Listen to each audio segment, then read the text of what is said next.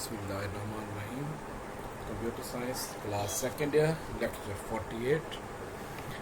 आज हमने इसमें पढ़ना है कॉन्स्टेंट्स क्या होते हैं और उनकी डिफरेंट टाइप्स क्या होती हैं।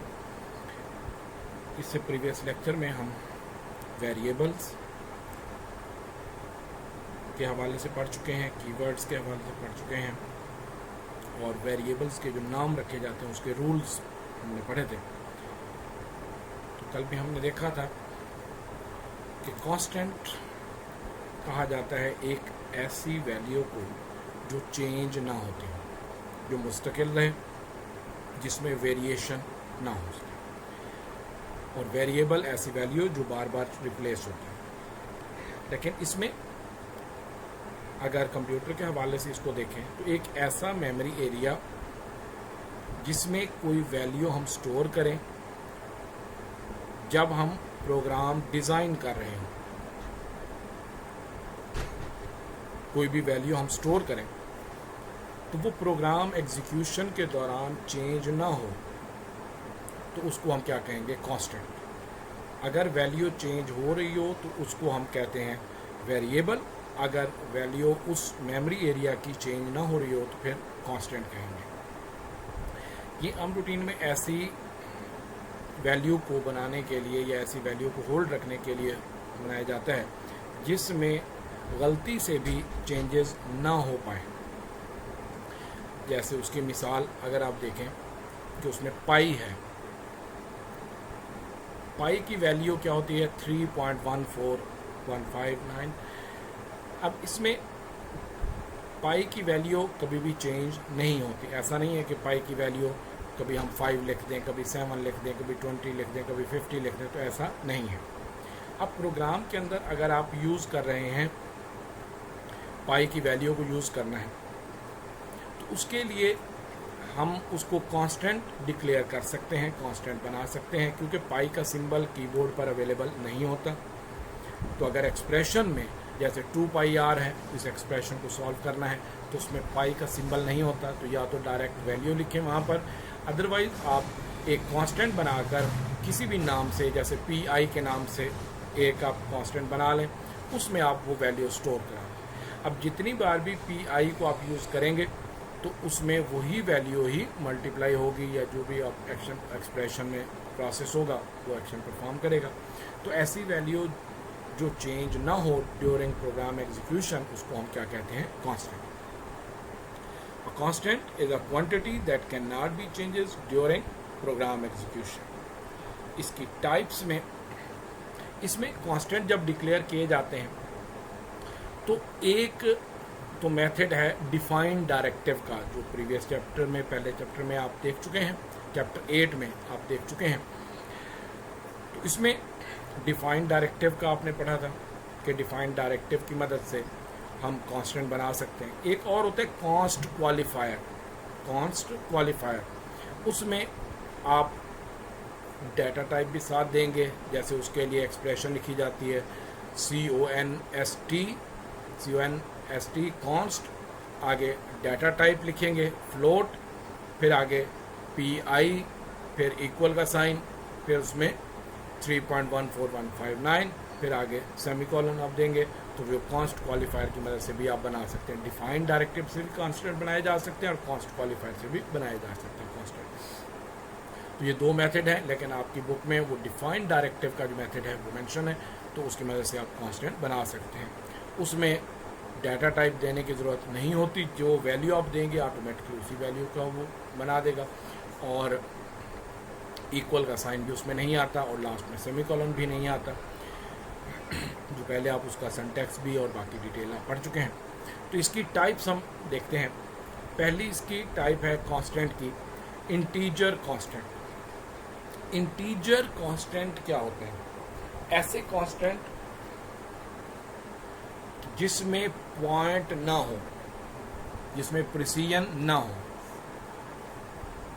इशारिया में वैल्यू ना हो, जिसमें होल नंबर्स में हो वैल्यू, कोई भी फ्रैक्शनल डेसिमल पॉइंट ना हो, होल नंबर हो, कंप्लीट नंबर हो, लेकिन वो नंबर नेगेटिव भी हो सकता है और पॉजिटिव भी हो सकता है। अगर नेगेटिव वैल्यू होगी तो साथ में नेगेटिव साइन यूज होगा, जैसे -10 है, -5 है, -20 है। अगर पॉजिटिव है तो उसके साथ प्लस का साइन भी दे सकते हैं, या ना भी दें तो डिफ़ॉल्ट तौर पर वो प्लस की वैल्यू ही शुमार होती है, यानी वो पॉजिटिव की वैल्यू शुमार होती है। तो इसमें integer constants or numeric values without fraction or decimal point. Integer constant represents values that are counted. ये इसमें दो इसके अंदर आते हैं। एक तो जो इंटीजर कांस्टेंट हैं या इंटीजर नंबर होते हैं, जो कंप्लीट नंबर होते हैं, उनको हम काउंटेड कह सकते हैं, काउंट होने के लिए नंबर। जो पॉइंट में नंबर आते हैं उनको हम कहते हैं मैयर्ड, पैमाइश के लिए, मैयर्ड करने के लिए। Both positive and negative integer constants are used in C language. The minus sign is used for negative integer constant. If no sign is used the value is positive by default. इसकी example दी हुई हैं, जैसे 87 है, 45 है, -10 है, -5 है। तो ये कौन से हैं? Integer constants. एक इसमें है floating point constants. Floating point constant कौन से होते हैं? जिसमें पॉइंट में हो, इशारिया में वैल्यू हो। अच्छा, इसमें दो तरह में आते हैं, इशारे में भी वैल्यू हो प्लस उसके अलावा एक्सपोनेंट वैल्यू हो, अगर हो तो वो भी हो सकते हैं इसमें। तो floating point constants are numeric values with fraction और डेसिमल पॉइंट। पॉइंट के साथ वैल्यूज हो, इशारे में वैल्यूज हो, तो उसको हम फ्लोटिंग पॉइंट कांस्टेंट में ले आएंगे। इसमें भी उसी तरह पॉजिटिव और नेगेटिव दोनों में वैल्यूज होती हैं, और अगर negative sign minus sign use होगा तो वो नेगेटिव वैल्यू या नेगेटिव फ्लोटिंग पॉइंट कांस्टेंट होगा। अगर कोई साइन नहीं यूज होगा तो उसको हम क्या कहेंगे? पॉजिटिव बाय डिफॉल्ट, कि पॉजिटिव वैल्यू होगी। कि floating point constants are numeric values with fraction और डेसिमल पॉइंट, जिसमें पॉइंट में वैल्यू हो, इशारिया में हो। Floating point constant represent values are मैयर्ड। उसमें था काउंटेड, इसमें है मैयर्ड। Both positive and negative floating point constants are used in C language. The minus sign is used for negative floating point constant. If no sign is used, the value is positive by default. इसकी examples में है 50.75, 10.22, -13.42। तो ये इसकी example आ गई floating point की। एक है अगर हमने अल्फ़ाबेट को कांस्टेंट के तौर पर बनाना हो, कि जिसमें हम उस मेमोरी एरिया में कोई अल्फ़ाबेट स्टोर करें, तो उसके लिए एक होते हैं करैक्टर कांस्टेंट, कि जिसमें सिंगल करैक्टर स्टोर हो सके। 1 बाइट ये मेमोरी ऑक्यूपाई करता है, क्योंकि एक करैक्टर स्टोर करने के लिए हमें 1 बाइट मेमोरी रिक्वायर्ड होती है। ये फर्स्ट ईयर में आप डिटेल के साथ पढ़ चुके हैं, क्योंकि आस्की कोड जो है वो उसका जो करैक्टर्स होते हैं, एक करैक्टर के लिए वो 8 बिट्स रिक्वायर होते हैं, तो 1 बाइट में ये स्टोर हो सकता है एक करैक्टर। इसको अगर एक करैक्टर होगा कांस्टेंट में, तो इसको सिंगल कोटेशन मार्क के साथ स्टोर किया जाएगा। यानी किसी भी कांस्टेंट में स्टोर करना है तो सिंगल कोट के साथ आप एक सिंबल, एक करैक्टर आप ले सकते हैं। अब करैक्टर से मुराद क्या होता है? करैक्टर से मुराद कोई भी अल्फाबेटिक करैक्टर, कोई नंबर, सिंबल, कोई भी हो सकता है।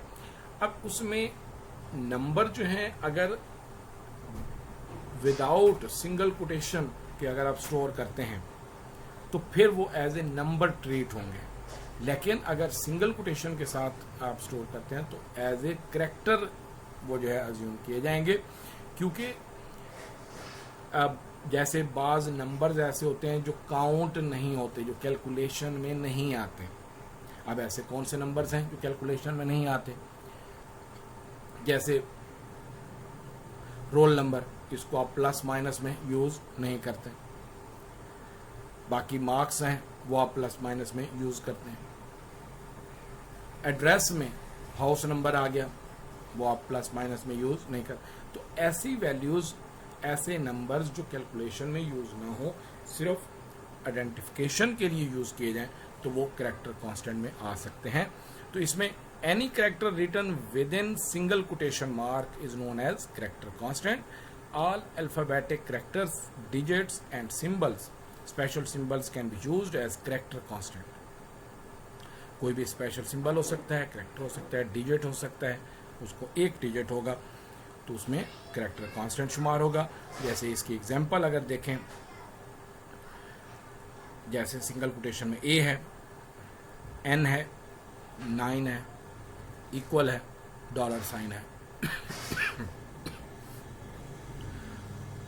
एक इसमें टाइप होती है स्ट्रिंग कांस्टेंट्स।